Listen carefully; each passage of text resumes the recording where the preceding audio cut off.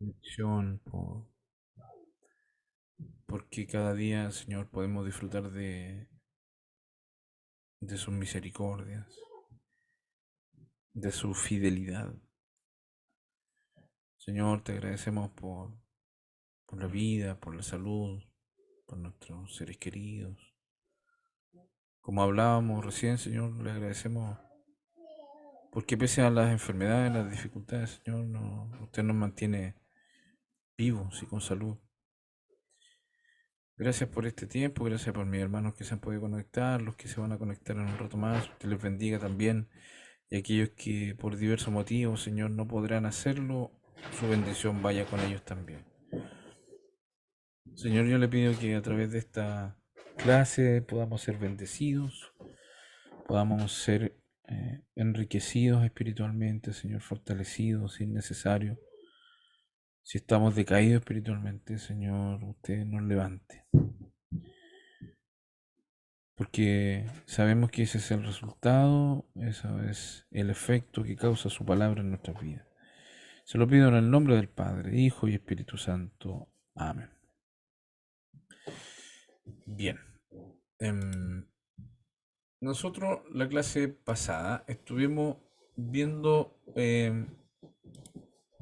tres profetas, ¿verdad? Vimos al profeta Joel, vimos a Amós y Abdías. Disculpen que pase tan rápido, pero aquí.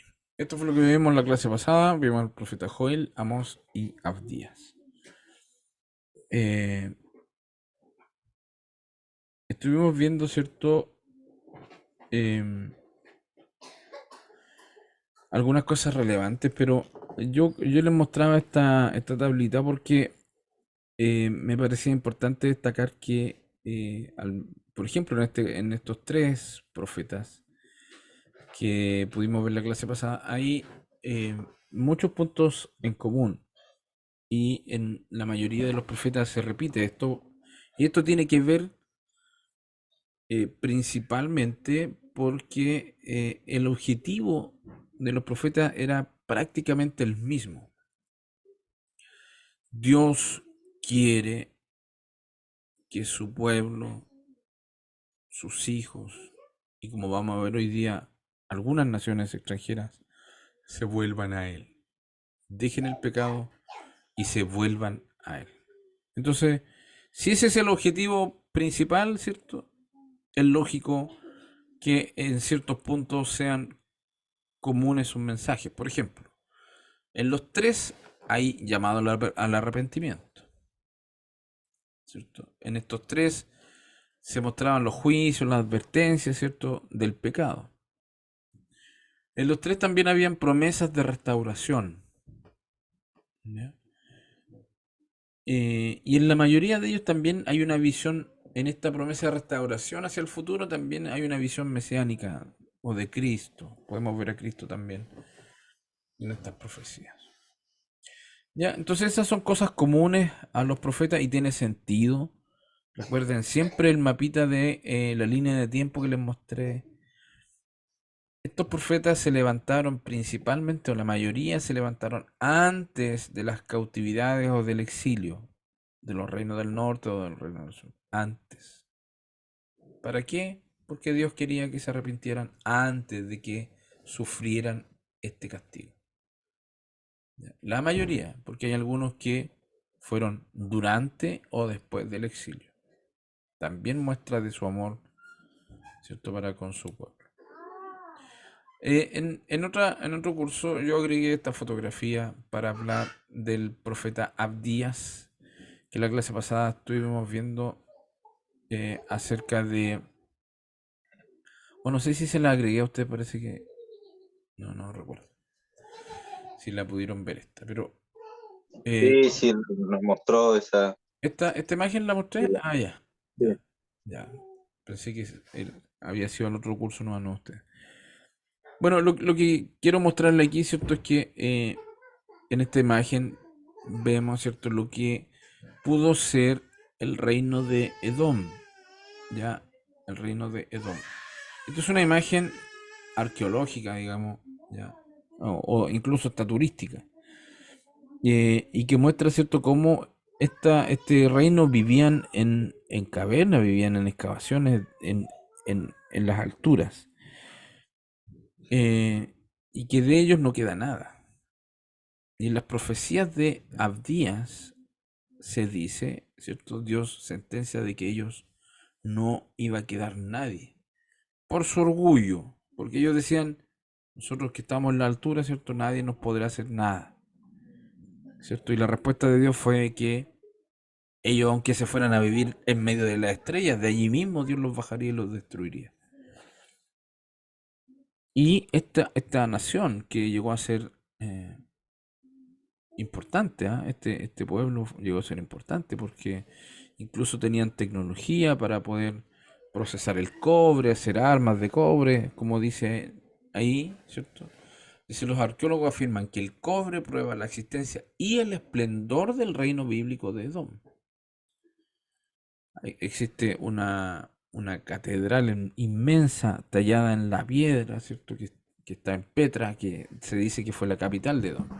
Entonces, eso viene a confirmar, y yo puse esta imagen, porque no solo viene a confirmar la existencia de Edom, sino que viene a confirmar que las profecías del Antiguo Testamento, ¿cierto? No eran algo antojadizo, no eran un invento, sino que tienen una evidencia arqueológica que prueba, ¿cierto?, que son verdaderas. Que no solamente prueban la existencia del reino, sino que, tal como decía la profecía, ¿cierto? Dios destruyó a Edom definitivamente. Por su orgullo y por traicionar también al reino de Judá. Importante, ¿eh? Un buen punto. Bien, hoy día vamos a ver tres profetas, como yo les decía, y el primero de ellos es Jonás. Seguramente de todos los profetas menores debe ser uno de los más conocidos o del que se tenga mayor antecedente, ¿cierto? Se haya escuchado alguna predicación, eh, ya, o desde niño, ¿cierto? Desde las escuelas dominicales, sabemos de Jonás por esta atractiva historia que incluye, ¿cierto? Un gran pez, como dice la palabra. Entonces, lo más probable es que más de alguien, o la mayoría, sepamos a grosso modo, ¿cierto? O hayamos escuchado de este profeta Jonás.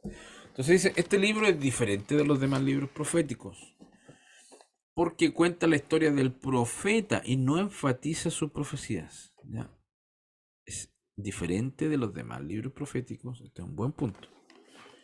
Porque, por ejemplo, Joel, que veíamos la clase pasada, dice en un versículo, nada más, dice Joel, hijo de Petuel, 1:1. No dice nada más.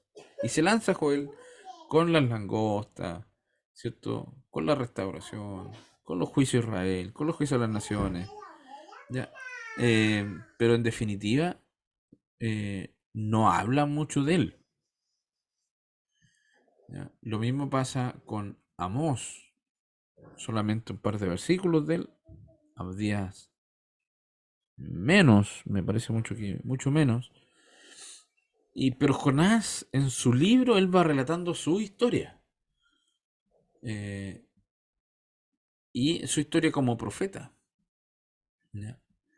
Y la misión que Dios le ha encargado. Entonces, es más, dice, su mensaje al pueblo de Nínive se sintetiza en solo un versículo. Un versículo. Capítulo 3, versículo 4. Jonás es una narración histórica. Jesús lo menciona también como una ilustración de su muerte y su resurrección. Jesús lo usa, ¿ya?, a Jonás, eh, lo que también le da validez, ¿cierto? Para mí, cuando se dice, ¿cierto?, que Jesús menciona a alguien o, o el Señor cita a alguien del Antiguo Testamento, yo creo que esa es la mejor respaldo, la mejor evidencia de que es verdadero, de que es de origen divino.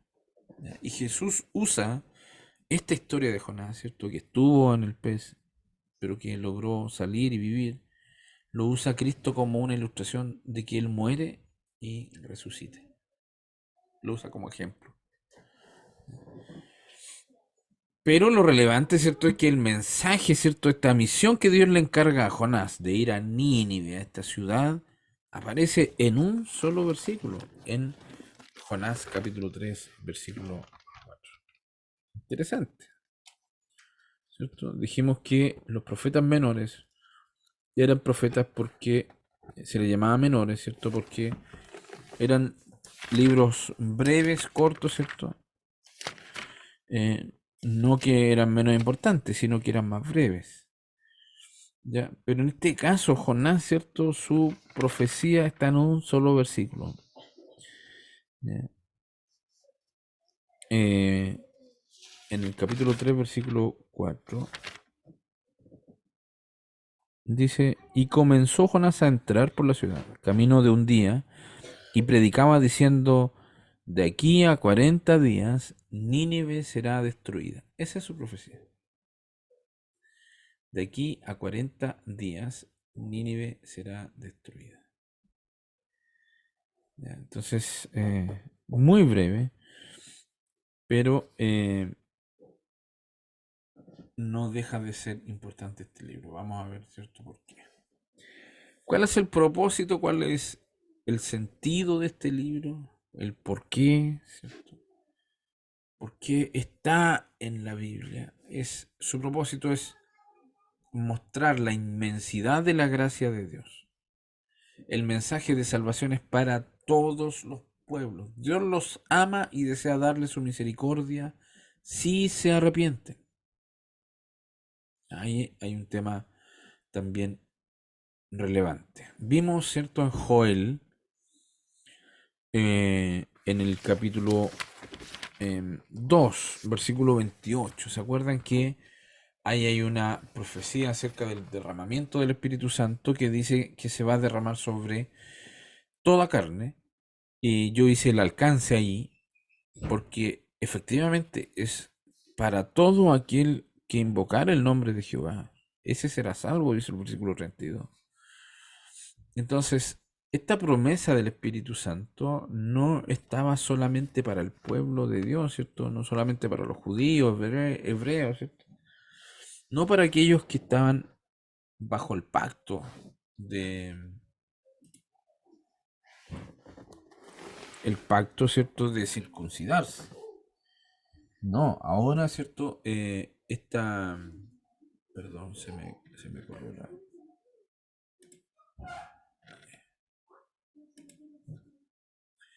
Ya, entonces, no solamente eh, para aquellos pertenecientes al pueblo de Dios, ¿cierto? A través del pacto.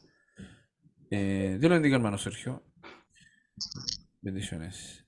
Eh, Sino que también, eh, así como Joel, Jonás, ¿cierto? Está presentando la gracia de Dios disponible para todos los pueblos. ¿Por qué lo digo? Porque el mensaje de Jonás, o la misión que tenía Jonás, era llevar un mensaje de arrepentimiento a una nación que iba a terminar siendo una nación enemiga de el pueblo de Dios, más bien que Dios iba a usar para invadirlos después, para invadir al pueblo de Dios. Contraproducente, ¿cierto? Parece extraño. Pero en definitiva el mensaje, ¿cierto?, es que Dios los ama y Dios quiere darles su misericordia si es que en ellos hay arrepentimiento. Eso es el fondo, ¿cierto?, de este libro. Ya, ese es el propósito, o sea, mostrar la gracia de Dios, ¿cierto?, disponible para todos los pueblos. Eso es importante. El autor es Jonás, hijo de Amitai, que es natural de Galilea.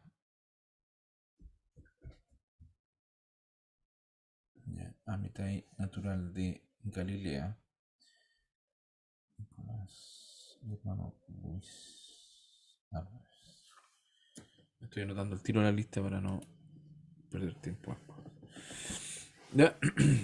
Entonces, el autor es Jonás, hijo de Amitai, natural de Galilea. Dice que el libro no proporciona datos sobre su autor y Jonás mismo puede haberlo escrito, pero en ninguna parte del libro usa la primera persona.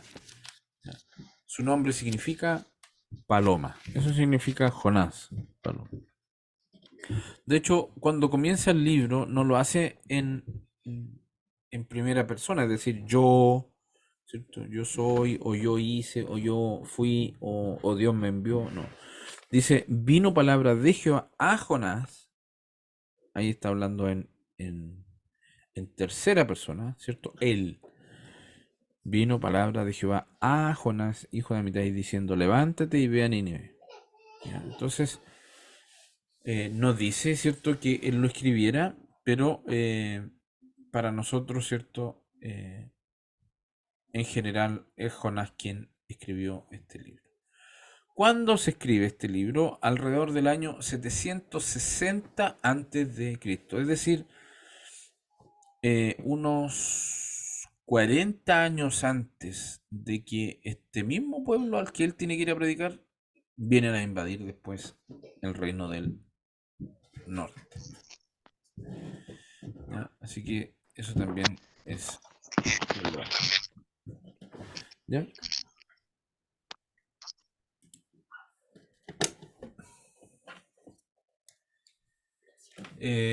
A ver, y de acuerdo al marco histórico de Jonás, dice Jonás precedió a Amós, ya, el profeta que estudiamos en la clase pasada, y profetizó bajo Jeroboam II, el rey más poderoso del Israel del norte, que ya como dijimos, ¿cierto? Jeroboam II fue un rey, uno de los reyes más malos que tuvo el reino del norte. ¿Ya? Asiria era el gran enemigo de Israel. Mire, mire lo que yo le estoy diciendo. Asiria era el gran enemigo de Israel y conquistó Israel en el año 722 a.C. Entonces, Dios envía a Jonás, un profeta, a un pueblo, a una nación, digamos, a una nación que es Asiria, que su capital era Nínive, y Dios envía, ¿cierto?, a este profeta para que se arrepientan. Y el efecto es que sí, se arrepienten, ¿cierto? Hacen ayuno, se arrepienten, pero al parecer se arrepienten por un tiempo, ¿cierto? Porque después dice que ellos fueron destruidos el año 612 antes de Cristo. O sea, les duró como 100 años el arrepentimiento, ¿cierto? Y el castigo vino igual para este pueblo, ¿cierto? Asirio. Ya.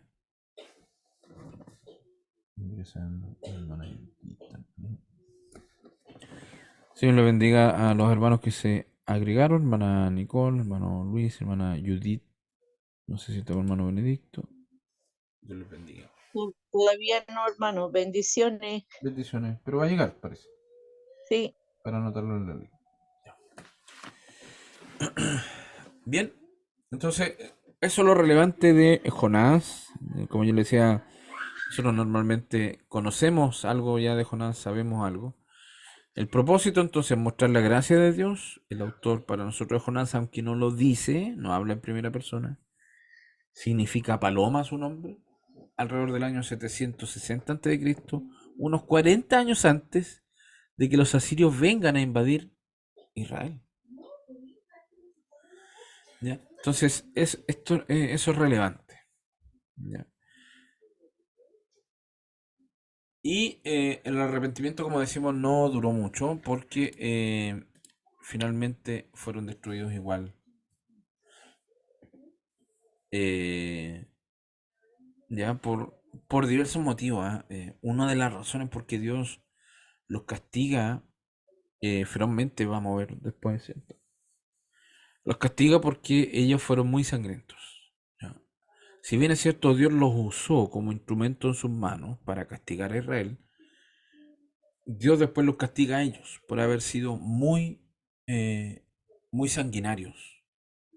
Ellos fueron demasiado salvajes, ¿cierto? En cómo ellos conquistaron Israel, cómo fueron sobre el reino de Judá. Y por ese motivo, ¿cierto? Dios los castigó por haber sido demasiado salvajes. Ya, entonces, y el bosquejo, bien simple, recordemos que Jonás tiene solamente 4 capítulos. Primero, Jonás huye de Jehová, eso está en el capítulo 1. Este bosquejo está por cada capítulo. Entonces, en el primer capítulo vemos cómo Jonás huye, ¿cierto? De el mandato que Dios le da, como ya sabemos, ¿cierto? Y en esta huida en el que él trata de escapar, ¿cierto? A Tarsis, ¿cierto? Él quiere ir a Tarsis. Y allí encontró, ¿cierto? Esta nave, este barco. eh, Dice la palabra de Dios que él pagó su pasaje, ¿cierto? Entró para irse lo más bien, pensando que podría huir de la presencia de Jehová. Versículo 4 dice, pero Jehová hizo levantar un gran viento en el mar y hubo en el mar una tempestad tan grande que se pensó que se partiría la nave. Entonces, ahí vemos, ¿cierto?, que finalmente no pudo huir de la presencia de Dios. Versículo 7, y dijeron cada uno a su compañero, venid y echemos suertes para que sepamos por causa de quién nos ha venido este mal, y echaron suertes y la suerte cayó sobre Jonás. Echaron suertes pensando, no sabiendo, ¿cierto?, por qué era, ¿cierto? Finalmente esa suerte, entre comillas, ¿cierto?, cayó igual sobre Jonás. Versículo 11, le dicen, y le dijeron, ¿qué haremos contigo para que el mar se nos aquiete? Porque el mar se iba embraveciendo más y más. Y él mismo dijo, ¿cierto? Tomadme, echadme al mar, y el mar se os aquietará, porque yo sé que por mi causa ha venido esta gran tempestad sobre vosotros.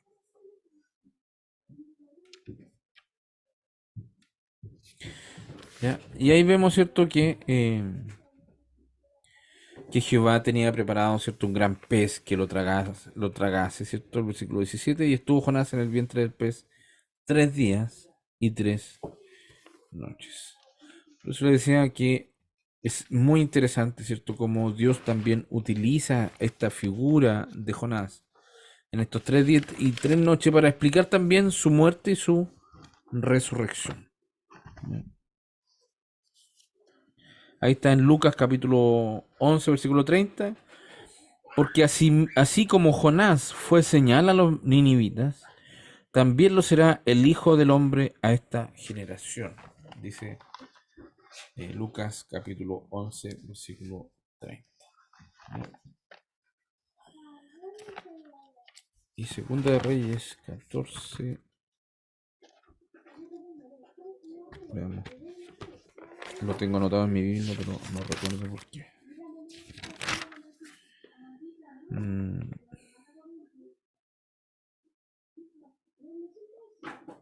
No sé. Ya, entonces, en el primer capítulo, Jonás huye de Jehová. Más bien, intenta huir. Que no se puede huir, no se puede escapar de Jehová. Entonces, así como está escrito, eh, está incorrecto, ¿cierto? Nadie puede huir de Jehová. Jonás intenta huir de Jehová, debía haber dicho, ¿cierto? La diapositiva. Y en el capítulo 2 vemos una oración de Jonás que es mencionada, hermanos, como una de las oraciones más hermosas que hay en el Antiguo Testamento, ya desde el versículo 1 al 10. Porque ahí reconoce Jonás, allí donde estaba, ¿cierto? Que la salvación solamente es de Jehová. ¿Ya? Cosa que hoy día también lo podemos usar, ¿cierto? Porque nosotros no podemos salvarnos por nosotros mismos, por nuestros medios, ¿cierto? Por nuestros méritos, por nada que nosotros podamos hacer, podemos ser salvos. Solamente la salvación proviene de Jehová a través de Jesucristo, ¿cierto? Entonces dice el capítulo 2. eh, entonces oró Jonás a Jehová su Dios desde el vientre del pez. Ojo que no dice ballena en ninguna parte. Siempre habla de un pez. Y dijo, invoqué en mi angustia a Jehová, y él me oyó desde el seno del Seol, clamé, y mi voz oíste. Me echaste a lo profundo en medio de los mares, me rodeó la corriente, todas tus ondas y tus olas pasaron sobre mí. Entonces dije, desechado soy de delante de tus ojos, más aún veré tu santo templo. Las aguas me rodearon hasta el alma, rodeóme el abismo, el alga se enredó en mi cabeza, a mi cabeza, descendí a los cimientos de los montes, la tierra echó sus cerrojos sobre mí para siempre, mas tú sacaste mi vida de la sepultura, oh Jehová, Dios mío. Cuando mi alma desfallecía en mí, me acordé de Jehová, y mi oración llegó hasta ti en tu santo templo. Los que siguen vanidades ilusorias, su misericordia abandonan, mas yo con voz de alabanza te ofreceré sacrificios. Pagaré lo que prometí. La salvación es de Jehová. Y mandó Jehová al pez y vomitó a Jonás en tierra. Es una hermosa oración, reconociendo su estado ya peor no podía estar, ¿cierto? Por todo lo que debió pasar. Y luego de esa aflicción, luego de ese sentimiento, ¿cierto? De malestar, reconoce, ¿cierto?, quién es Dios, que de él, que él lo sacó, dice, de la sepultura, porque estando ahí, aún ahí, él reconoce y agradece estar vivo, aún dentro del pez. ¿Cierto? Tú sacaste mi vida de la sepultura, oh Jehová Dios mío. O sea, cuando podía haber muerto, él agradecía estar vivo, pese a estar a punto de morir dentro de un pez. Y allí, ¿cierto?, esta hermosa oración, reconociendo finalmente que la salvación es de Jehová y que va a cumplir lo que promete. Es la oración de Jonás. En el capítulo 3, Nínive se arrepiente, ¿cierto? Y aquí dice, vino palabra de Jehová por segunda vez a Jonás diciendo, levántate y ve a Nínive, aquella gran ciudad, y proclama en ella el mensaje que yo te diré. Esta es una gran ciudad, eh, la de Nínive. Y se levantó Jonás y fue a Nínive conforme a la palabra de Jehová, y era Nínive, ciudad grande en extremo, de 3 días de camino. Bastante grande, ¿cierto?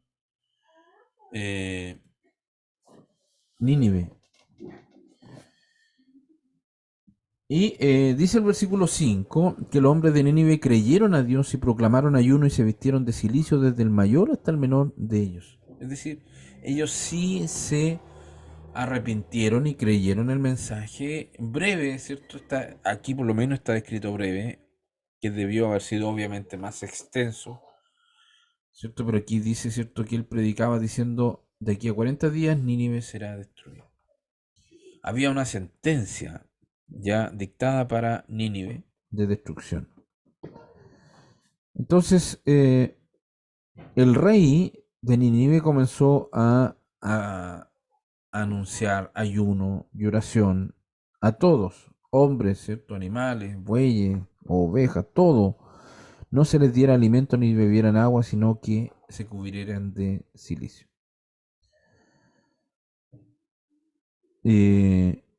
Versículo 10. Y vio Dios lo que hicieron, que se convirtieron de su mal camino, y se arrepintió del mal que había dicho que les haría, y no lo hizo. Ya, o sea, mientras hubo arrepentimiento, mientras el pueblo estuvo arrepentido, ¿cierto? No hubo castigo para ellos. Eso es el capítulo 3. En el capítulo 4 aquí vemos la verdadera intención o la verdadera razón por qué Jonás probablemente no quería ir a Nínive. Él estaba enojado. Y aquí vemos el enojo. Dice, pero Jonás se apesadumbró en extremo y se enojó. Extraño esto, ¿cierto? La función de un profeta es la de llamar al arrepentimiento, y si hay arrepentimiento debiera mostrarse gozoso, ¿verdad? Porque se cumplió su misión, ¿ya? El de edificar, el de consolar, el de llamar al arrepentimiento, y si se cumple lo que él está tratando de hacer, fantástico, ¿cierto? Debiera haberse alegrado, haberse gozado, pero aquí no, aquí él se enojó. Y dice el versículo 2, y oró a Jehová y dijo, ahora, oh Jehová, ¿no es esto lo que yo decía estando aún en mi tierra? Por eso me apresuré a huir a Tarsis. ¿Por qué? Porque sabía yo que tú eres Dios clemente. Mire la respuesta. Yo sabía que tú los ibas a perdonar. Sabía que tú ibas a tener misericordia de ellos y no los ibas a destruir. Por eso estaba enojado. Yo sabía que tú eras clemente, piadoso, tardo en enojarte y de grande misericordia y que te arrepientes del mal. Ahora pues Jehová, te ruego que me quites la vida. Mire lo que dice. Te ruego que me quites la vida porque mejor me es la muerte que la vida. O sea, Jonás deseando morirse porque Dios le otorgó el perdón a una nación extranjera y prefiero morirme. Cuando había estado y había pasado de una oración tan hermosa, agradeciendo a Dios, ¿cierto?, por la vida, que lo rescató, ¿cierto?, de la muerte ahí mismo. Son contrastes de Jonás, importantes. Contrastes importantes. Y versículo 4, mira, Dios le responde al enojo de Jonás. Y le dice, Jehová le dijo, ¿haces tú bien en enojarte tanto? Y salió Jonás de la ciudad y acampó hacia el oriente de la ciudad y se hizo allí una enramada y se sentó debajo de ella a la sombra hasta ver qué acontecería en la ciudad. La Ah, Valeria estaba en el... perdón. Ya, entonces, de alguna manera Jonás aún tenía la esperanza de que Dios pudiera destruir igualmente Nínive. Por eso él hace esta enramada, a ver qué pasa, ¿cierto? A ver si se arrepiente de este perdón que Dios le hace a Nínive. Y versículo 6, preparó Jehová Dios una calabacera, la cual creció sobre Jonás para que hiciese sombra sobre su cabeza y le librase de su malestar, y Jonás se alegró grandemente por la calabacera. Pero al venir el alba del día siguiente, Dios preparó un gusano, el cual hirió la calabacera y se secó.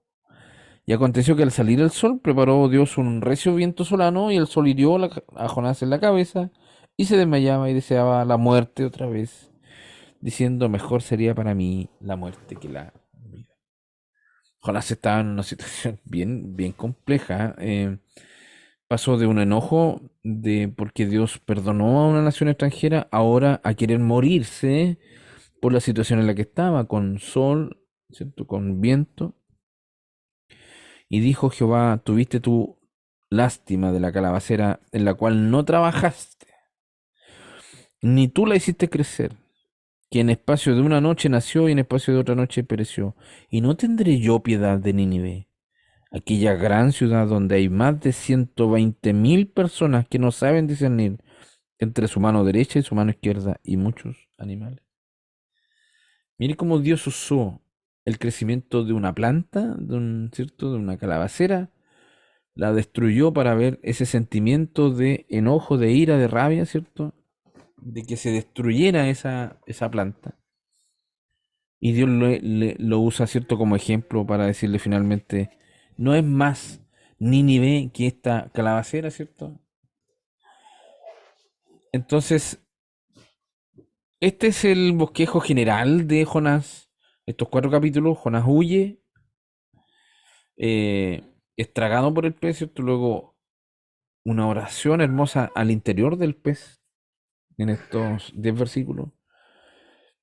Se arrepiente y hace el trabajo que Dios le pidió, va a Nínive y Nínive se arrepiente y él se enoja porque Nínive se arrepiente. ¿Ya? Y eso es muy destacable porque eso nos indica, ¿cierto?, cómo es y cómo fue por mucho tiempo, e incluso aún yo diría, el pueblo judío con respecto, ¿cierto?, a Dios. Son de alguna manera patriotas o pretenden, ¿cierto?, que Dios sea para ellos solamente. Solamente para el pueblo de Israel o solamente para los judíos. O quien quiera participar del pueblo de Dios tiene que circuncidarse, tiene que ser de los nuestros. ¿Se fijan? Ese era el pensamiento del judío. Ese era el pensamiento de Jonás también. Así como muy patriota. ¿Ya?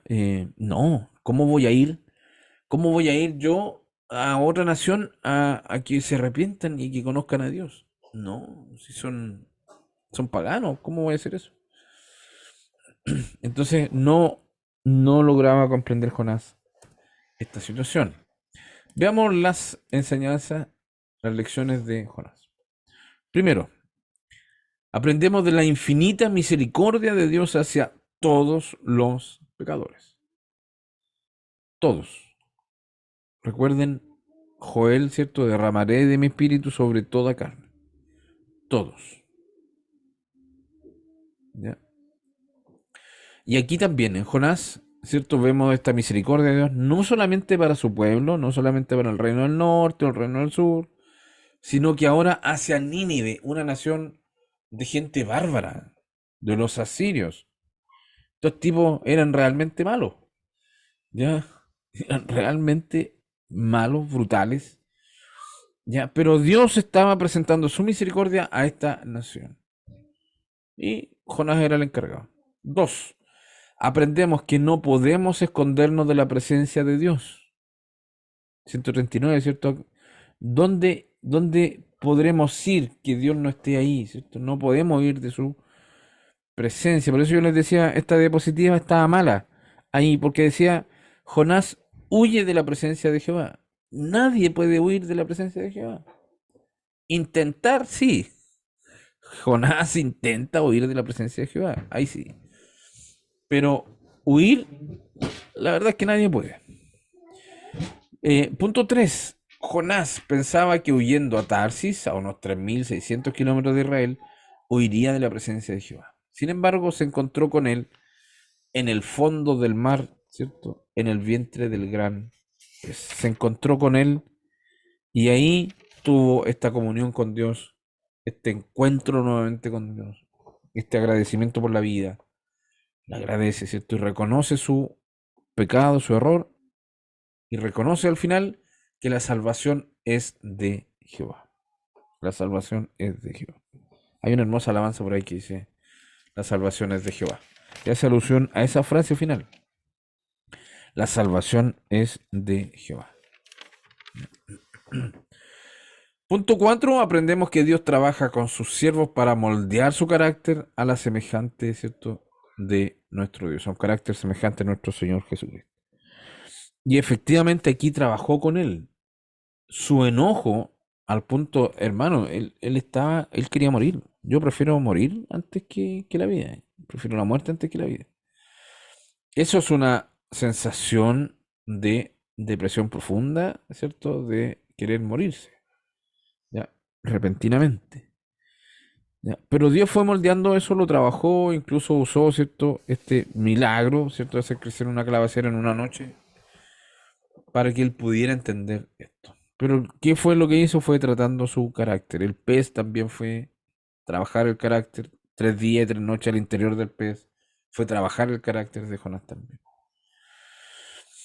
Y la omnipresencia de Dios, ¿cierto? Esto es actitud para predicar la misericordia de Dios, ¿cierto? El testimonio de Jonás al escribir. ¿Ya? De que Dios todo lo sabe, ¿cierto? Eso es una actitud, ¿ya? La misericordia de Dios, ¿cierto? Todo esto habla, ¿cierto?, de la omnipresencia de Dios, ¿cierto? Que Él está en todo lugar. Ya, entonces, estas son lecciones derivadas del libro de Jonás. Y también hay lecciones espirituales importantes para nuestras vidas. Cuatro lecciones importantes que es bueno que repasemos. Primero, el peligro de escapar del deber a cada uno de nosotros.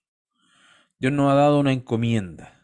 Todos tenemos un ministerio, hermano. Todos tenemos un ministerio. Que no somos miembros de la iglesia solamente, ¿cierto? Por ahí decía un predicador que me encantó esa frase. Decía, nosotros no nos hemos hecho cristianos para ir a sentarnos a una banca. Así decía el predicador.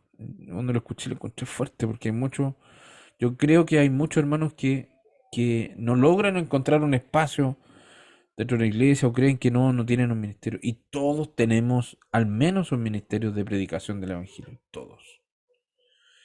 Todos, todos. Y de ahí se desarrollan otros ministerios más, pero todos tenemos un ministerio.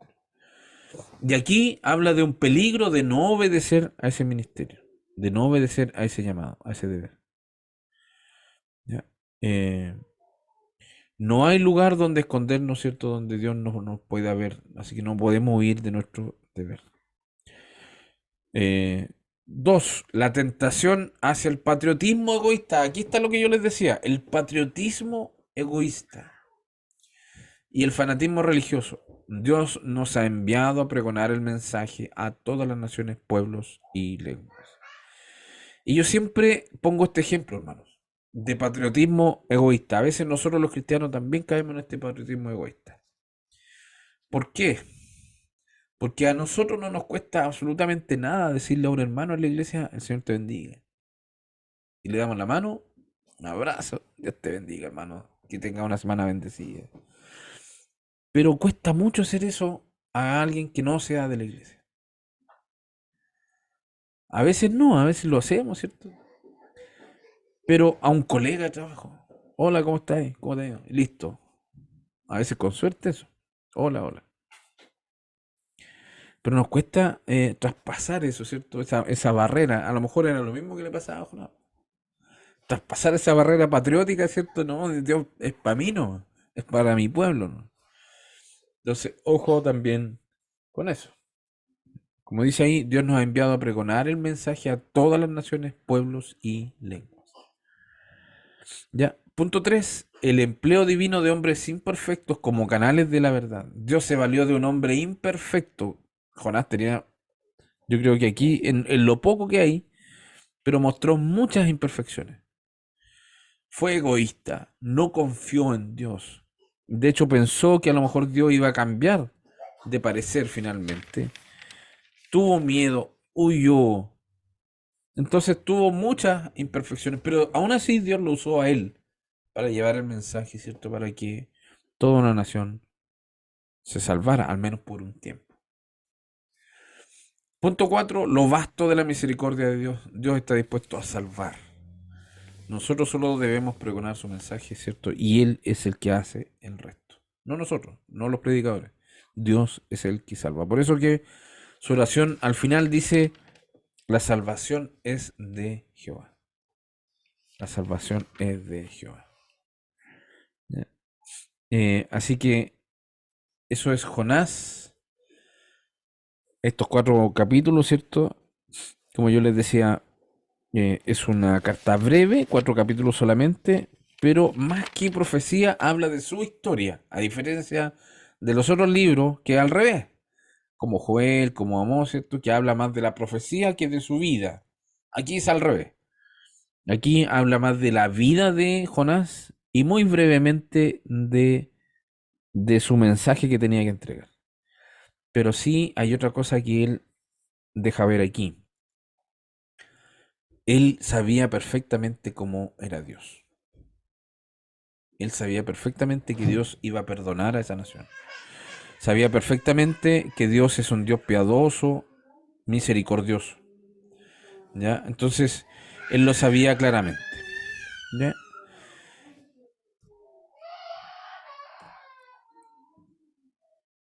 el peligro, el punto uno dice el peligro de escapar del deber. Y yo les quiero contar una experiencia, a lo mejor se las conté, a lo mejor la saben. Eh, pero yo trabajaba en Angol y yo me casé con mi esposa en la ciudad de Angol. Allí nos conocimos, en Angol. Y asistíamos a la iglesia Misión en Angol también.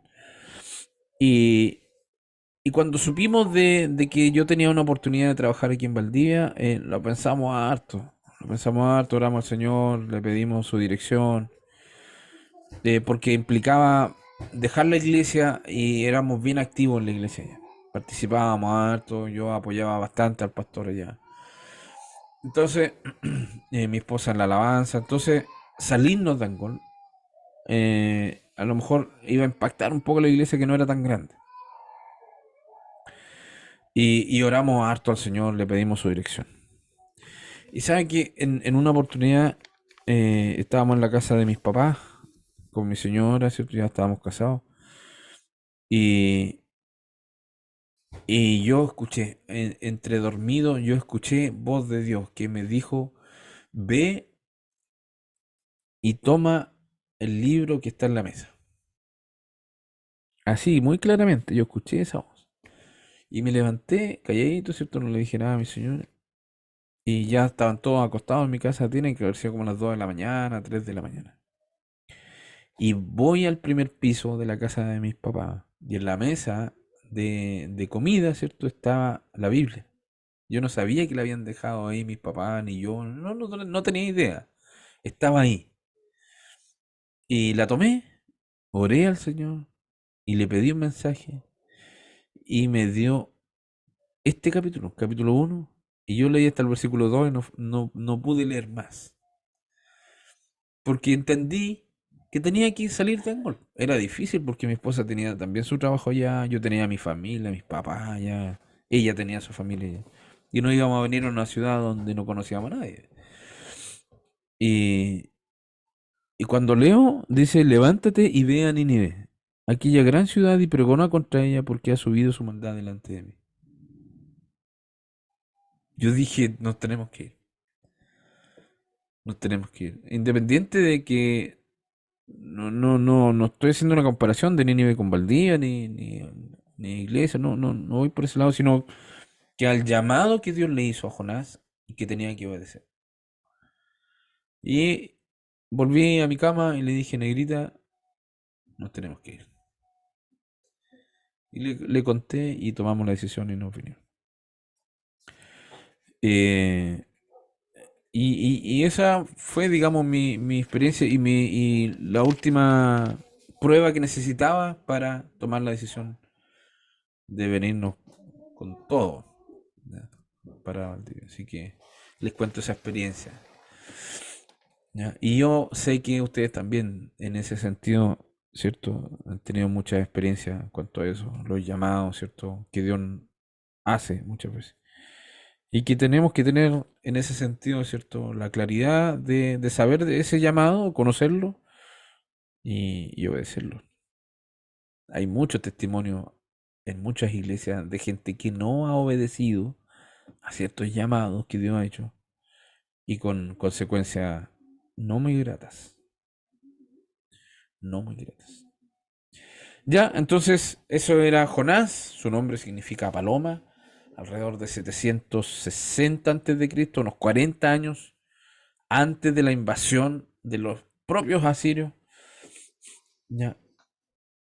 Pero que como decíamos, no duró mucho este arrepentimiento porque después fueron destruidos, igual unos 100 años después fueron destruidos, ya, por haber sido tan salvajes. Dios los destruye. Bien, profeta Miqueas, el segundo profeta que vamos a ver hoy día, que significa ¿quién como Jehová? En la Biblia está a continuación de Jonás. ¿Quién como Jehová? Eso significa Miqueas. Y es conocido como el profeta de los pobres. El profeta de los pobres. ¿Ya? Y él nació en Moseret, como dice el primer versículo, unos 30 kilómetros al oeste de Jerusalén. ¿Ya? Y él fue un predicador campesino, contemporáneo con Isaías y Oseas, y profetizó durante los reinados de los reyes Jotam, Acaz y Ezequías. ¿Ya? Fue un predicador campesino, profeta de los pobres. Ojo con eso. Profeta de los pobres. ¿Ya?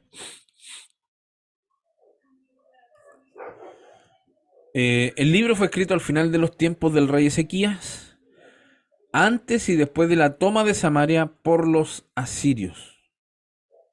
Mire, los asirios, los mismos de Nínive. Los mismos de Nínive tomaron Samaria, que era la capital del reino de Israel. ¿Ya? Y esto fue escrito más o menos en el año 750, el año 687 antes de Cristo. ¿Ya? Como dice, los principales pecados que demanda Miqueas en su libro son, y aquí él demanda y pone énfasis en varios pecados. El primero es la opresión a los pobres, en el capítulo 2, versículo 2. ¿Ya? Por eso que se le llama el profeta de los pobres. 2.2 dice: codician las heredades y las roban, y casas, y las toman, oprimen al hombre y a su casa, al hombre y a su heredad. A la idolatría. En capítulo 1, versículo 7 dice: todas sus estatuas serán despedazadas, todos sus dones serán quemados en fuego, y asolaré todos sus ídolos, porque de dones de ramera los juntó, y a dones de rameras volverán. ¿Se fija? Capítulo 6, 16 también habla acerca de esto. Dice: porque los mandamientos de Omri se han guardado, y toda obra de la casa de Acab, y en los consejos de ellos anduviste, para que yo te pusiese en asolamiento y tus moradores para burla. Llevaréis, por tanto, el oprobio de mi pueblo. Todas estas son demandas en contra de la idolatría. En cuanto a la codicia, que ya vimos también, ¿cierto? El mismo capítulo 2, versículo 2, oprimiendo a los pobres, ¿cierto? Por codicia. La violencia, capítulo 3, versículo 10. Dice que edificáis a Sión con sangre y a Jerusalén con injusticia. ¿Ya? Aliento a los falsos profetas, capítulo 3, versículos del 1 al 3. Dice, ojo con esto también, dice: oíd ahora, príncipes de Jacob y jefes de la casa de Israel, ¿no concierne a vosotros saber lo que es justo? Vosotros que aborrecéis lo bueno y amáis lo malo, que quitáis su piel y carne de sobre los huesos, que coméis asimismo la carne de mi pueblo y los desolláis su piel de sobre ellos, y le quebrantáis los huesos y los rompéis como para el caldero y como carnes en olla. ¿Ya? Y esa es una acusación, ¿ya?, a los príncipes de Jacob y a los jefes de la casa de Israel. ¿Ya? Corrupción de los profetas, capítulo 3, 5 al 7. Así ha dicho Jehová acerca de los profetas que hacen errar a mi pueblo y claman paz cuando tienen algo para comer, y al que no les da de comer proclaman guerra contra él. O sea, ellos engañan o entregan un mensaje, ¿cierto?, engañoso dependiendo de la situación. ¿Se fijan? Versículo 6. Por tanto, de la profecía se os hará noche y oscuridad del adivinar, y sobre los profetas se pondrá el sol, y el día se entenebrecerá sobre ellos. ¿Se fija? Versículo 7. Y serán avergonzados los profetas, y se confundirán los adivinos, y ellos todos cerrarán sus labios, porque no hay respuesta de Dios. ¿Se fija? Tremendo. Entonces son advertencias, ¿cierto?, contra estos tipos de pecados: codicia, violencia, idolatría, opresión a los pobres, aliento a los falsos profetas, corrupción de los falsos profetas, corrupción de los sacerdotes en el 3.11. Mire, ellos recibían plata, hermanos. Los profetas y sacerdotes recibían coimas y cohechos para poder predicar lo que la gente quería. Versículo 11 del capítulo 3 dice: sus jefes juzgan por cohecho y sus sacerdotes enseñan por precio. Así estaba de corrompido el sacerdocio. Y sus profetas adivinan por dinero. y se apoyan en Jehová diciendo, no está Jehová entre nosotros, no vendrá mal sobre nosotros. ¿Ya? Entonces, aquí estaba todo corrompido. Sacerdotes, profetas, los príncipes de las casas de Jehová, estaban todos corrompidos. Había falta de honradez. Versículo 10 dice, ¿hay aún en casa del impío tesoros de impiedad y medida escasa que es detestable? ¿Daré por inocente al que tiene balanza falsa y bolsa de pesas engañosas? Y eso era un pecado que también existía. Se engañaba a la gente en las ventas, por ejemplo, usaban pesas engañosas. Eso ya se hacía ya en aquellos tiempos. Se trampeaban las pesas y las balanzas para engañar a la gente. Entonces, Miqueas, este profeta de los pobres, está enfocado en eso, en estos pecados, ¿cierto? De cómo se oprimen a los pobres, cómo hay codicia, cómo hay idolatría, cómo está corrompido moralmente Israel, cómo los profetas cobran y los sacerdotes cobran por hacer su labor, su ministerio, ¿cierto? Entonces, así estaba Israel, antes de que fueran invadidos por Nínive, así estaba. Y ese es lo que Dios quiere que cambien. Por eso Dios levanta profetas, insisto. Dios está levantando profetas porque Él no quiere que sufran el castigo. Recuerden que leíamos, ¿cierto? No recuerdo si fue en Amós, que Él dice, ¿cierto? Que Él se duele del castigo. Me duelo, ¿cierto? Me duele el castigo. Eh, entonces, eso es lo que Dios está tratando de evitar en el pueblo de Israel. Ya. Por eso aquí dice, el mensaje que transmite el profeta Miqueas nos habla sobre la condenación de los ricos debido al maltrato y la opresión de los pobres. ¿Cierto? Nos expone lo que Dios quiere ver en su pueblo. ¿Qué es lo que Dios quiere ver?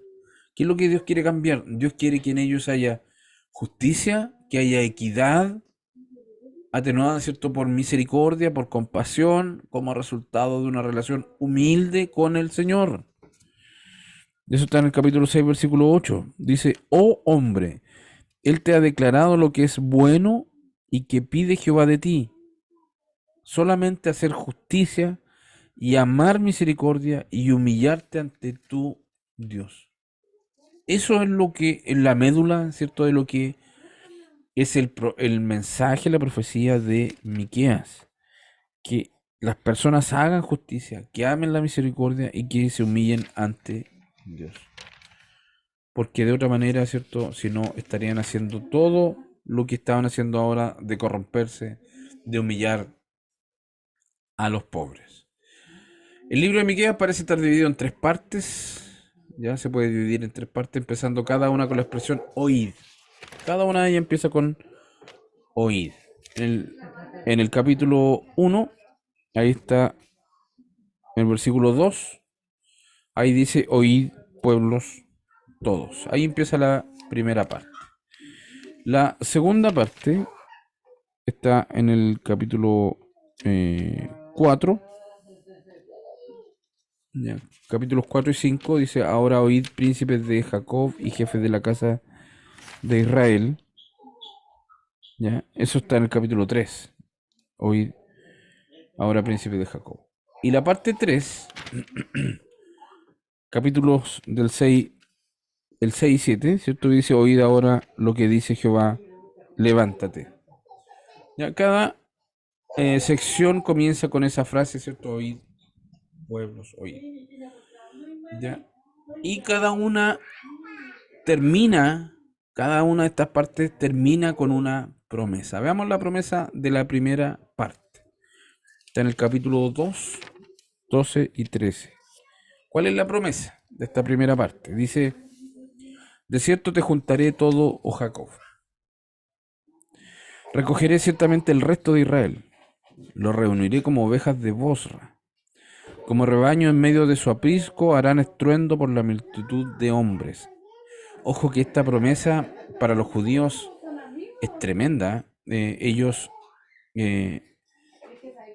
añoran esta. Cuando se les permitió, ¿cierto?, ser nación y muchos volvieron, ellos insisten en esta profecía. que Dios los va a reunir de todas las naciones, porque ellos están esparcidos por todos los países. Pero cuando les toque reunirse, ¿cierto? Ellos entienden que esta será una profecía de los últimos tiempos. Versículo 13. Dice, subirá el que abre camino delante de ellos. Abrirán camino y pasarán la puerta y saldrán por ella, y su rey pasará delante de ellos, y la cabeza de ellos, Jehová. Y a la cabeza de ellos, Jehová. Esa es la promesa de la primera parte. La promesa de la segunda parte, que está en Miqueas 5, 10 y 15. Dice, acontecerá en aquel día, dice Jehová, que haré matar tus caballos de en medio de ti y haré destruir tus carros. Versículo 15 dice, y con ira y con furor haré venganza en las naciones que no obedecieron. ¿Ya? Y con ira y con furor haré venganza en las naciones que no obedecieron. ¿Ya? Ahí es una promesa, ¿cierto?, de destruir a todos los enemigos de Israel. Promesa de destruir a todos los enemigos. No es cosa, hermanos. Escuchaba yo hace poco, hay un país, en realidad son varios países que le tienen ganas a Israel. Le tienen hartas ganas porque es un país que es próspero, es un país que tiene reservas de gas, es un país que tiene una ubicación estratégica. Irán tiene armas nucleares. Rusia tiene también propósitos sobre Israel, pero no se atreven. Siendo que no es un país, un país que uno dijera que es grande, que es inmenso en territorio, pero igual es una potencia. Y estos países como Irán, como Irak, no se atreven a invadir ni a bombardear Israel. Porque sobre Israel, hermanos, hay promesas de Dios de destruir a los enemigos de Israel. Así que no es simple llegar y atacar a Israel o invadirlos. ¿Ya?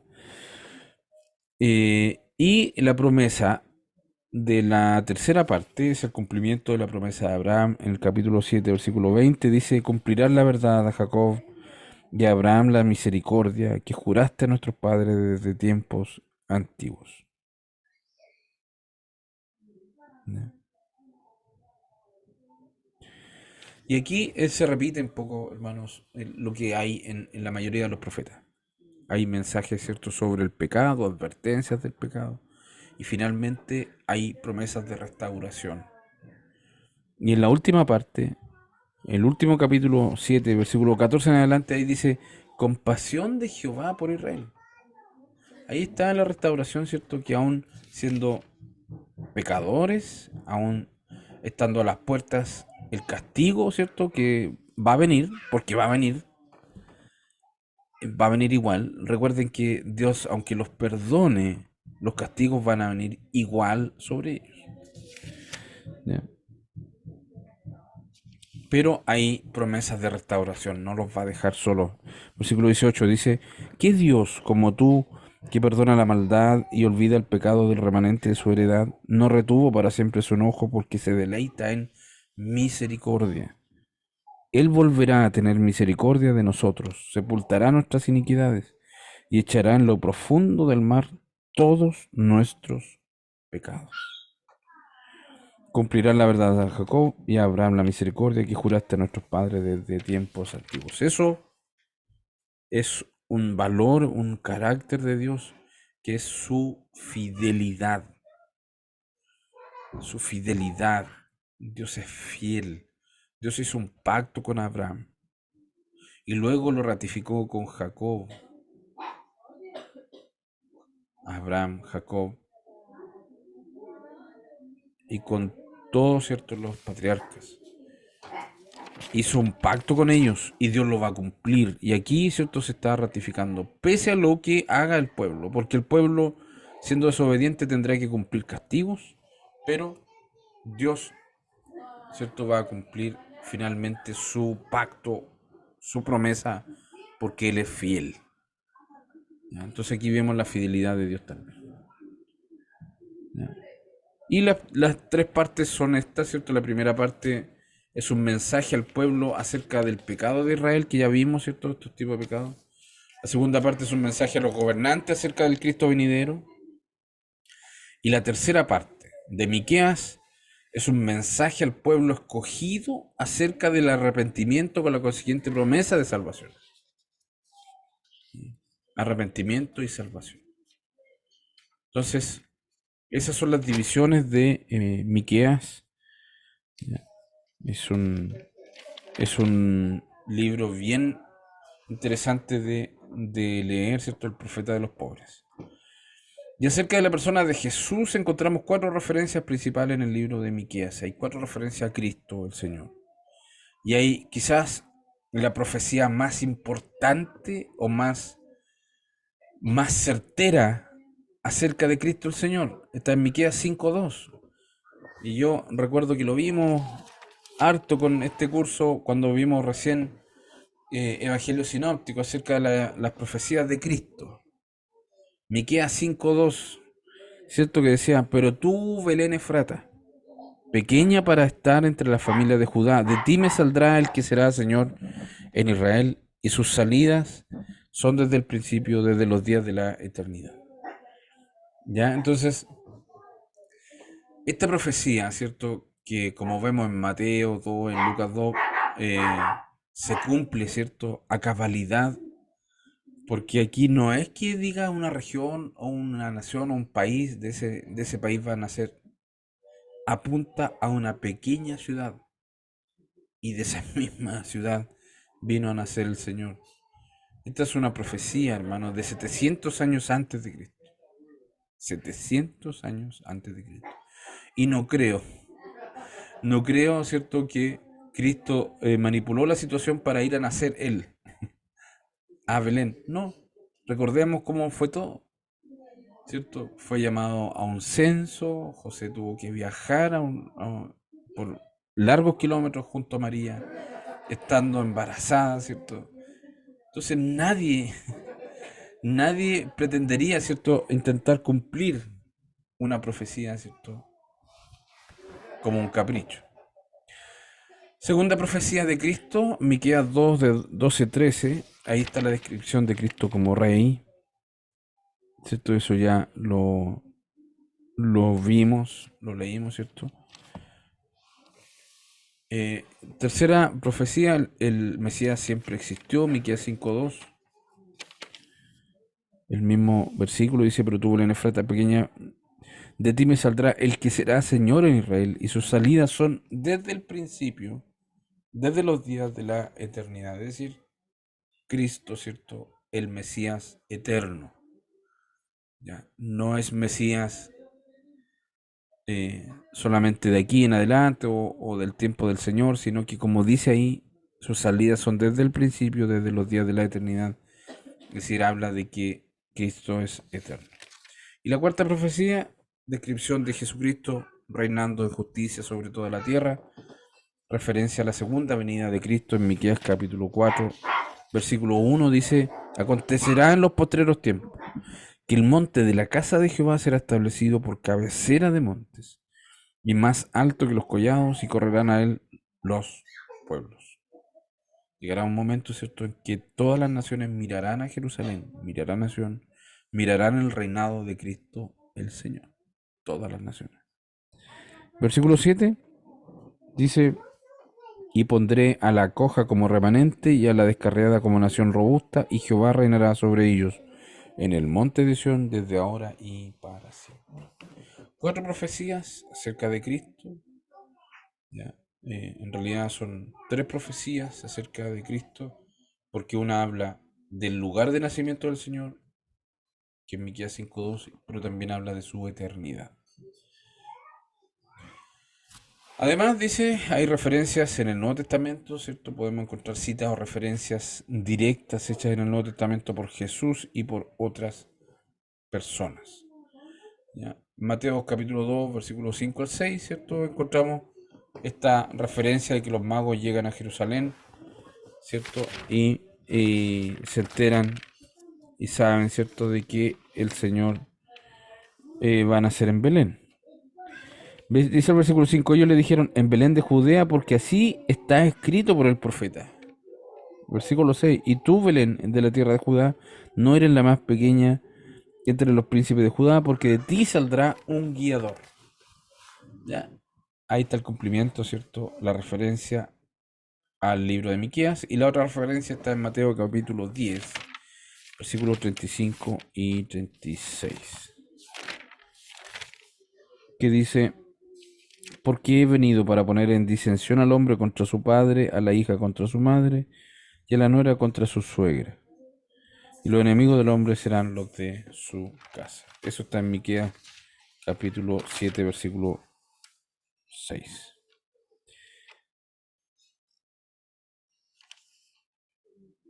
Más yo a Jehová miraré, esperaré al Dios de mi salvación, el Dios mío me oirá. Creo que hay un error ahí en esa referencia. O yo me equivoqué, no.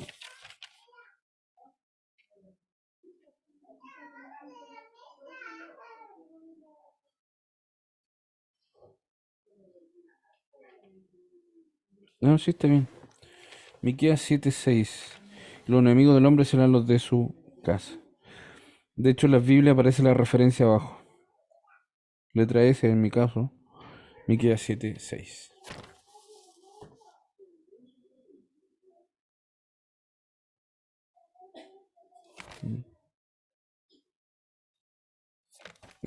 Los enemigos del hombre serán los de su casa. Claro, 7:6 dice, porque el hijo deshonra al padre, la hija se levanta contra la madre, la nuera contra su suegra. Ahí está, ¿cierto? Los enemigos, ¿cierto? Del hombre serán los de su propia casa. Mira, ahí hay dos referencias en el Nuevo Testamento acerca de Miqueas. ¿Con qué me presentaré ante Jehová y adoraré al Dios Altísimo? Me presentaré ante él con holocaustos, con becerros de un año. ¿Se agradará Jehová de millares de carneros, de 10.000 arroyos de aceite? ¿Daré mi primogénito por mi rebelión, el fruto de mi entraña por el pecado de mi alma? Oh Jehová, él te ha declarado lo que es bueno, y que pide Jehová de ti solamente hacer justicia y amar misericordia y humillarte ante tu Dios.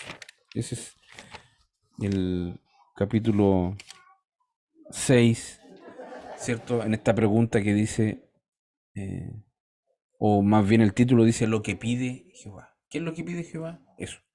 Justicia, amar misericordia y humillarse ante Dios. Eso era lo que el pueblo no estaba haciendo. No hacía justicia, no hacía misericordia y menos se humillaban ante Dios. ¿Ya? Por eso Dios le estaba pidiendo eso. ¿Ya? Eso es Miqueas. ¿Qué atributos de Dios se destacan aquí en este libro? La grandeza de Dios, la santidad de Dios, la ira de Dios y su gran misericordia. ¿Ya? Sobre todo hacia el final del libro. ¿Ya? Miqueas solo concede valor a la religión en cuanto ella es capaz de producir la justicia en el individuo en la sociedad. En 6.8 resume admirablemente todo el contenido de la predicación de sus predecesores o contemporáneos, eso de amar, de la justicia, ¿cierto? De humillarse ante Dios. Practicar justicia lo decía Amós, ¿cierto? El profeta de la justicia. Amar la misericordia, Oseas, ¿cierto? Y caminar humildemente con tu Dios, Isaías. ¿Ya? Caminar humildemente con tu Dios. Entonces él resume un poco, ¿cierto?, el mismo mensaje de otros profetas. Y el libro es particularmente interesante, dice, ¿cierto?, porque por su profecía sobre el origen del Mesías, una de las más concretas del Antiguo Testamento, las más precisas, ¿cierto? Porque dice, más tú, Belén Efrata, aunque menor entre las familias de Judá, de ti ha de salir aquel que ha de dominar en Israel. Es una profecía tremenda, hermanos, porque estos libros fueron escritos por muchos años. Si esto no es que lo hayan escrito en el tiempo del Señor o después del Señor y lo escribieron y a alguien se le ocurrió hacer estas profecías o ya escribir el Antiguo Testamento. No, hay evidencias de que estos libros tienen esta antigüedad, más de 700 años. Y estas profecías con nombre de la ciudad son precisas, precisas. Cómo se cumple, ¿cierto? La palabra del Señor. Y eso es Miqueas. Y para culminar, ¿cierto? Nos queda Nahum, el tercer profeta que vamos a ver en esta clase, que su nombre significa consolación o ayuda. Consolación o ayuda. ¿Ya? Consolación o ayuda.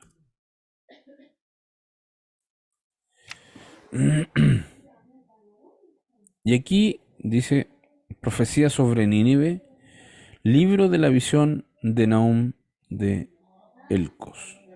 ¿Ya? Ese era su lugar. ¿Ya? Ya.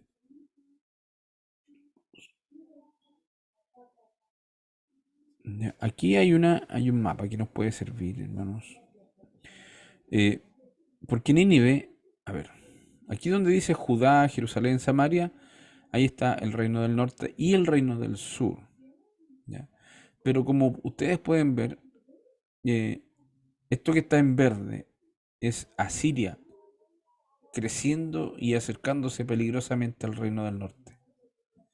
¿Ya? Por eso que Dios también envía de aquí hasta Nínive, que era la capital de ellos, a Jonás. ¿Se fijan? Todo esto tuvo que recorrer Jonás para predicar allá en Nínive. ¿Ya? Y abajo dice, no logro ver. Si alguien me puede decir qué es lo que dice, está abajo, frontera del imperio asirio. ¿Qué más dice abajo? En mi pantalla no lo logro ver.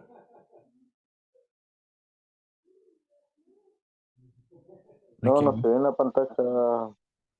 yo veo hasta donde dice frontera del imperio asirio. No, no logro ver la imagen. No sé si ustedes la logran ver, ¿no? No, no lo logro ver. No, no logro verlo. Bien, la caída, o sea, perdón, la fecha de Nahum es entre la caída de Tebas, ya, el año más o menos 663 antes de Cristo, ya que fue invadida por los asirios en el año 663 antes de Cristo.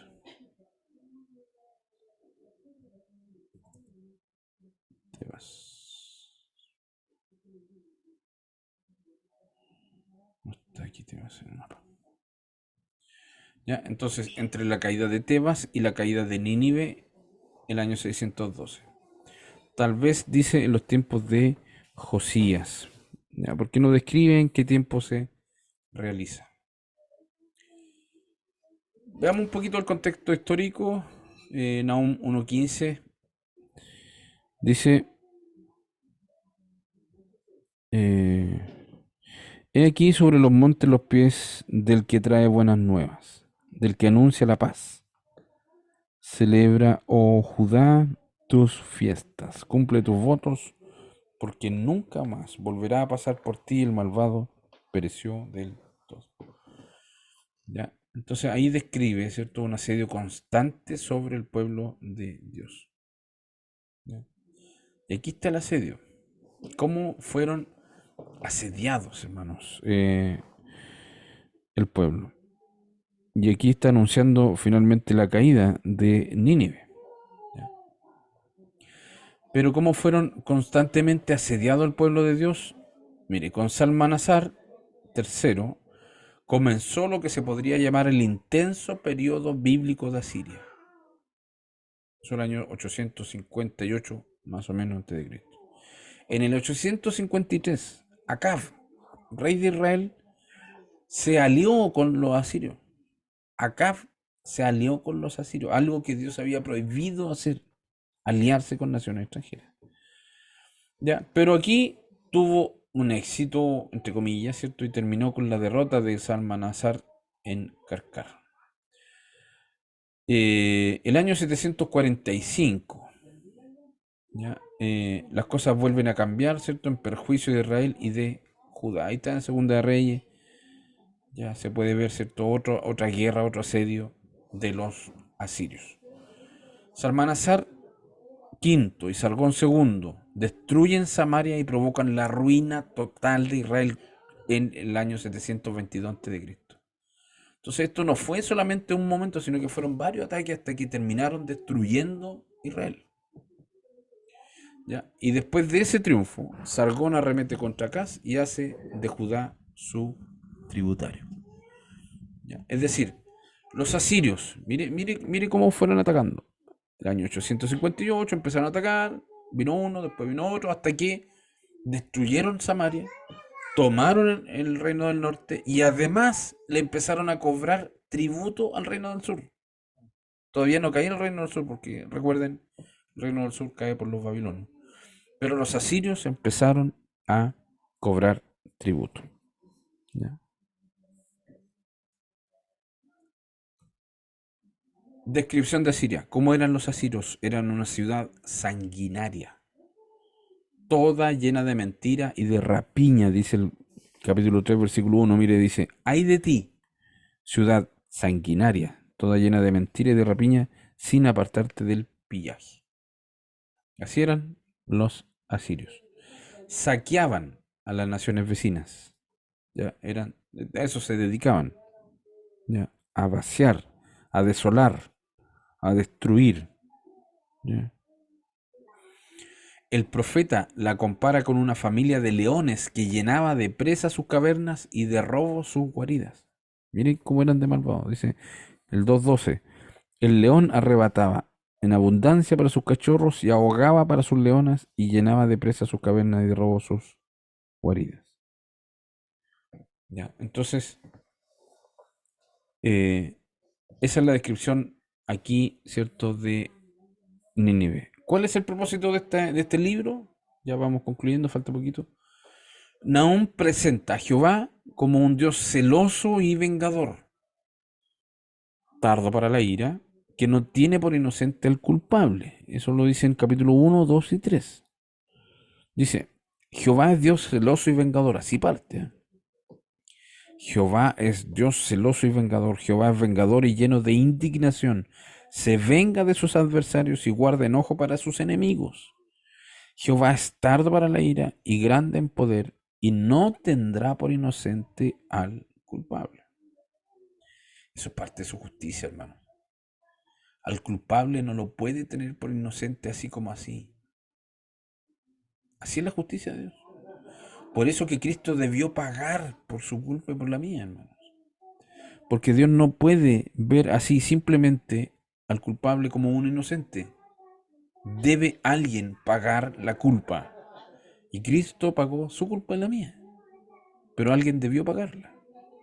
¿Se fijan? El segundo propósito de este libro es anunciar el juicio final del imperio sirio por su gran crueldad y arrogancia. La vamos a ver. La próxima clase seguramente vamos a ver cómo finalmente cae Asiria. Pero aquí está profetizándose cómo van a caer. ¿Cómo se puede bosquejar este libro? Bueno, hay 3 partes. La primera, el Salmo de la Majestad de Dios, del 1 al 15. ¿Ya? Por ejemplo, leer solamente el versículo, bueno, ya leímos Jehová es tardo para la ira, grande en poder. Versículo 7. Jehová es bueno, fortaleza en el día de la angustia, y conoce a los que en él confían. Miren qué hermoso versículo, hermano. Versículo 7, lo voy a leer de nuevo. Jehová es bueno. 1:7. Jehová es bueno, fortaleza en el día de la angustia, y conoce a los que en él confían. Fortaleza en el día de la angustia. ¿Quién no ha estado afligido? ¿Quién no ha estado complicado en un día malo? Pero ¿quién ha sido nuestra fortaleza? Dios. ¿Cierto? Porque Él conoce, si confiamos en Él, Él nos conoce. Entonces ahí tienen, hermanos, estos 15 versículos que hablan acerca de la majestad de Dios. Ahí para que ustedes lo lean con calma en su casa. El libro es muy cortito. Son 3 capítulos solamente. Lo pueden leer de una patada. Ya, así que ahí léanlo, ¿cierto? pero en esta primera parte tenemos la majestad de Dios.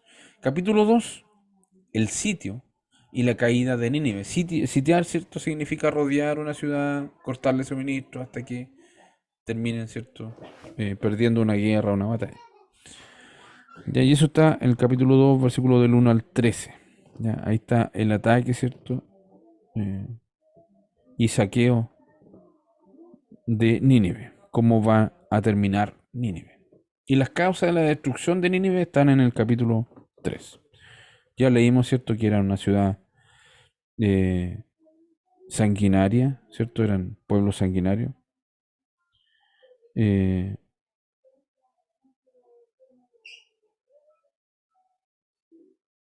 ¿Ya? Y finalmente, incluso el último versículo, hermano, habla de que se van a burlar de Nínive, se van a reír de Nínive.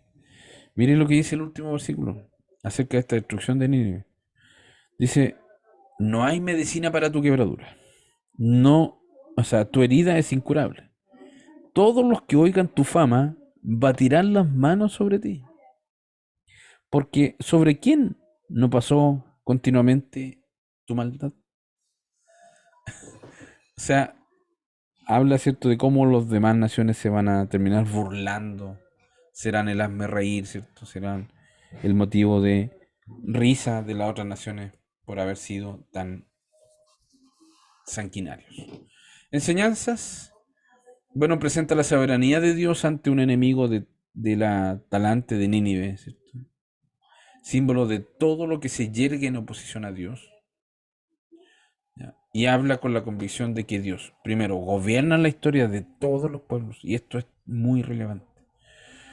La historia de la humanidad, hermanos, no pasa porque los hombres la vayan construyendo, porque se levantó un rey y fue a conquistar, o porque Vladimir Putin quiso hacer una guerra con Croacia, o porque Estados Unidos quiso invadir acá. Hermanos, toda la historia es gobernada y controlada por Dios al detalle. Nada pasa si no es de su control, hermanos. A veces uno o se preocupa o piensa o qué es lo que va a pasar. No, hermanos, nosotros debemos confiar en Dios, que todo está en su control, en su poder, y dormir tranquilos, porque está todo en sus manos. ¿Ya? Toda la historia. Y estos libros, ¿cierto?, nos enseñan de que estas naciones que parecían grandes imperios que iban pasando por encima ya casi de Israel, bueno, Dios los va a destruir igual. Iban a pagar por ser sanguinarios, iban a pagar por ser mentirosos y ladrones y rapilleros, ¿cierto? Rapiñas. ¿Ya? Y también nos dice que Dios es un Dios justo cuya justicia no pueden desviar ni retardar con su poder ningún imperio. Ningún imperio. Nadie puede saltarse la justicia de Dios. ¿Ya? Entonces esas son las enseñanzas de Nahum. Disculpe que se me apagó mi cámara, se me descargó. Tuve que improvisar una cámara, pero me resultó. Ya por la otra clase la vamos a jugar más. Pero esa es la clase de hoy, ¿cierto? Hoy día vimos Jonás. Ya llevamos, ¿cierto? Creo que 7 profetas menores, si no me equivoco. 6, 7. ¿Cierto? Partimos con Oseas, vimos Joel, Amós, Abdías. Hoy vimos Jonás, Miqueas y Nahum. ¿Ya? Los tres importantes profetas menores, ¿cierto? Pero que con distintas visiones, ¿ah? Con distintas visiones. Vimos que Jonás, su profecía no es tan extensa y de hecho se habla más de él. Pero vimos ahí un patriotismo, ¿cierto? De Jonás, un tanto egoísta, un hombre imperfecto, pero que Dios lo usa para sus propósitos. ¿Ya? Y vemos la misericordia de Dios. Mire, yo creo que aquí tenemos que hacer lo siguiente, hermano. En estos tres libros que acabamos de estudiar, yo creo que tenemos que ver lo siguiente. En Jonás, ¿cuál es el carácter de Dios, creen ustedes, que pudimos ver? en Jonás. ¿Cuál es el carácter de Dios que aprendimos hoy o que tenemos que rescatar del libro de Jonás? ¿Qué La carácter de Dios? misericordia de Dios. Muy bien, muy bien. La misericordia de Dios, ¿cierto? Su gracia, su misericordia que se extiende incluso fuera de la frontera de Israel, ¿cierto? A naciones enemigas, en fin, paganas, pero aún así, misericordia de Dios a otras naciones. En Miqueas, ¿cuál creen ustedes que puede ser el carácter de Dios que podemos ver aquí?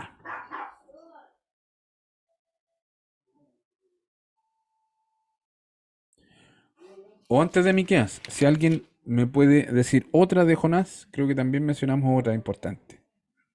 También la destacamos. Si alguien quiere aportar algo ahí de Jonás, antes de ir a Miqueas. Que tiene que ver con el intento de Jonás de huir. Que nadie puede huir del Señor. Amén. ¿Y eso cómo se llama ese atributo de Dios? ¿Soberanía? ¿Sí o no? Omnipresencia. Omnipresencia. Omnipresencia, que está en todo lugar. ¿Ya? Que está en todo lugar. En Miqueas, ¿qué creen ustedes que podemos rescatar de algún atributo, un carácter de Dios?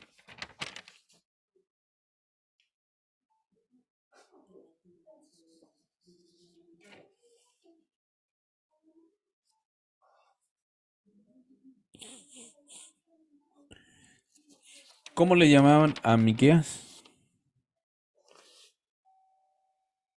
Ahí di una pista. El profeta de los pobres. El profeta de los pobres. Bien, hermano Benedicto. Entonces, ¿qué podríamos decir? ¿Qué carácter de Dios puede ser el que vimos en Miqueas?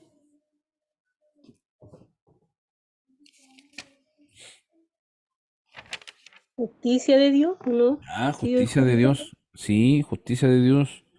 También vimos, ¿cierto?, que Miqueas ataca duramente la corrupción, ¿cierto? Por lo tanto, aquí también podemos ver la santidad de Dios, ¿cierto? La santidad de Dios. ¿Ya? Importante. ¿Y en Nahum? ¿Qué creen ustedes?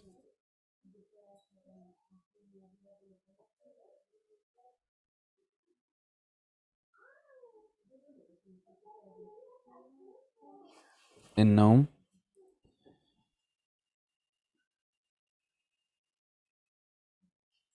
Creo que fue lo último. Creo que fue lo último que leímos. La majestad y el poder de Dios. Eso, ¿cierto? La majestad y el poder de Dios. Excelente, ¿cierto? El primer capítulo, todo un desarrollo acerca de la majestad, del poder de Dios. Cómo pasa por sobre imperios, que, ¿cierto? Que a lo mejor pueden creerse mucho más que Dios, ¿cierto? Más poderoso. Pero aquí vemos, ¿cierto? Como para Dios es la nada, ¿cierto? Y Él cumple su propósito independiente de quien esté enfrente.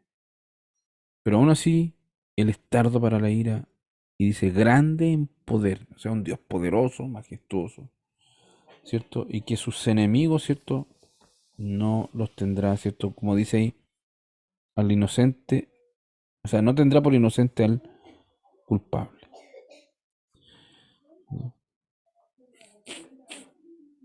¿Ya? Entonces, creo que eso es lo rescatable de estos tres profetas, ¿cierto? Que podemos mencionar, aunque hay bastante más, ¿cierto? Que decir de ellos. Pero por ahora creo que es lo más relevante que podamos mencionar. Consultas, comentarios, reflexiones, no sé, alguien tiene alguna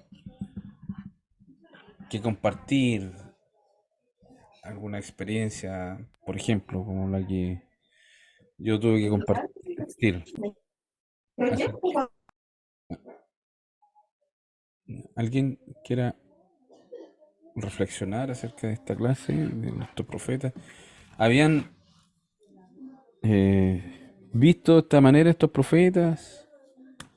Ya llevamos 7 profetas, ¿cierto? Ya creo que nos vamos haciendo una visión acerca de los profetas menores, que son profecías breves, pero son importantes, con la intención de que la gente se vuelva de su maldad, de su pecado, ¿cierto? Es que todos de alguna u otra manera llaman a eso, al arrepentimiento, al que se mire a Dios por sobre todas las cosas. Todos los Mm, profetas menores, no por ser menores, no tenían, digamos, la certeza y la confianza que entregaban al pueblo de parte de Dios, pero el pueblo no mm, quería escuchar. así es. Entonces, yo creo que y la mirada que le estamos dando ahora es como diferente, porque, claro, por lo general, al menos en mi causa, ¿no es cierto? Yo miraba a los profetas mayores como que eran los de excelencia, los Mm, que realmente profetizaban, y los profetas menores eran como que estaban ahí, ¿no? Hoy sí, día, como dice usted, son profecías y hablan al pueblo, realmente, aunque son libros cortos, pero sí. con mucho fundamento de parte de Dios para todos. Mm, sí. Así que muy bueno. Gracias, hermano. Y yo creo que algo que es destacable dentro de lo que hemos estado viendo y que me ha pasado a mí, incluso ahora dentro de estos cursos, eh, que me ayudan a conocer más a Dios, su carácter. Mire, ahora mencionamos un carácter, el de Oseas, hermano. El libro de Oseas me impactó mucho porque, como yo les decía, a veces nosotros exaltamos, ¿cierto? O destacamos que la nación es terca, que es dura de servir, ¿cierto? Que son idólatras, que han sido desobedientes, que no han, en fin, y le damos ahí, ¿cierto? Pero a veces no nos detenemos a ver, ¿cierto? El amor de Dios que tiene que haber sido para soportar todo eso, para ser más que eso, para seguir siendo, ¿cierto? Este Dios grande en misericordia. Que a veces esa palabra incluso como que la sabemos de memoria, ¿no? Así, Dios es grande en misericordia. Pero hay que detenerse a pensar qué significa eso. Grande en misericordia. Y lo repite, ¿cierto? Nahum, ¿ya? Y los profetas lo repiten. Eh, ¿Alguien más quiere aportar o que haya podido encontrar un poquito más de Dios, ¿cierto? Haber entendido algo más de su carácter, a este Dios, ¿cierto? Que algunos lo intentan separar del Antiguo Testamento con el Nuevo, ¿cierto? Algunos dicen, no, si el del Antiguo Testamento era malo, era severo, y el del Nuevo Testamento no. No, es el mismo Dios, el mismo Dios. Yo estaba leyendo, hermano, acá en Miquea, bueno, lo tenía marcado y me daba cuenta que, como usted dice, claro, mucha gente cree que el Dios del Antiguo Testamento era como malo, Mm, como terrible con la humanidad, pero no es así. Y estaba leyendo que él dice en su palabra en Miqueas 6, en el versículo 8 dice: ¿y qué pide Jehová de ti? Solamente hacer justicia y amar misericordia y humillarte ante tu Dios. O sea, no pedía grandes cosas. exacto, exacto. Era como tan poquitito lo que él estaba pidiéndole al pueblo y aún así no había obediencia,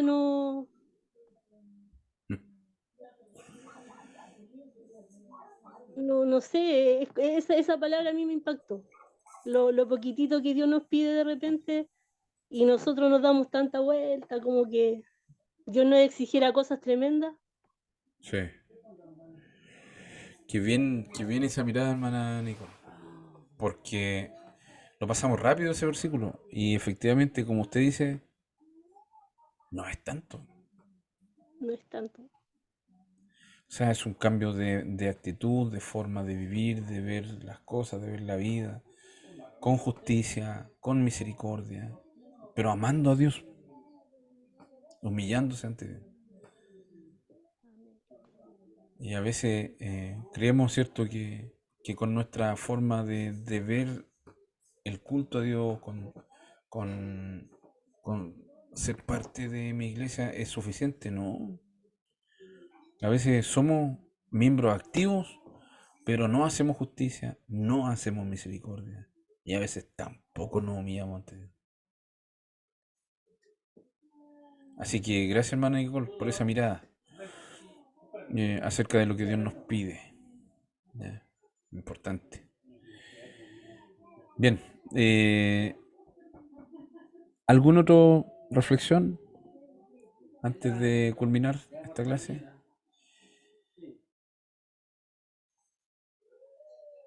Bien. Si no hay más, vamos a